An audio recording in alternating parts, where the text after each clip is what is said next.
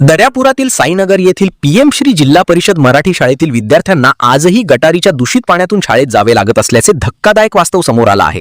शाळेच्या परिसरात मोठ्या प्रमाणात पाणी साचत असल्याने विद्यार्थी, शिक्षक, पालक आणि अंगणवाडीतील चिमुकल्यांना मोठा त्रास सहन करावा लागत आहे। विशेष म्हणजे ही समस्या नवीन नाही।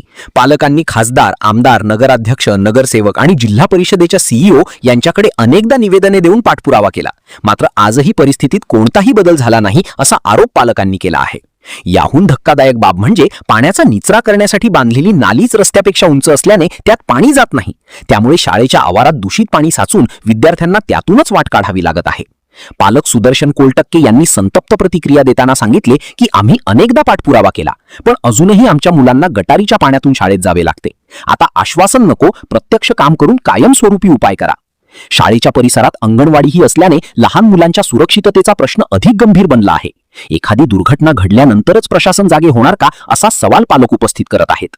सन 1996 पासून हजारो विद्यार्थ्यांचे भविष्य घडवणाऱ्या या शाळेची आजची अवस्था चिंताजनक असल्याची भावना नागरिकांनी व्यक्त केली आहे। आता सर्वांचे लक्ष नगरपालिका प्रशासन, लोकप्रतिनिधी आणि जिल्हा परिषद प्रशासनाकडे लागले आहे। विद्यार्थ्यांना सुरक्षित मार्ग कधी मिळणार आणि या समस्येवर कायमस्वरूपी उपाय कधी होणार हा प्रश्न साईनगर वासियांकडून विचारला जात आहे।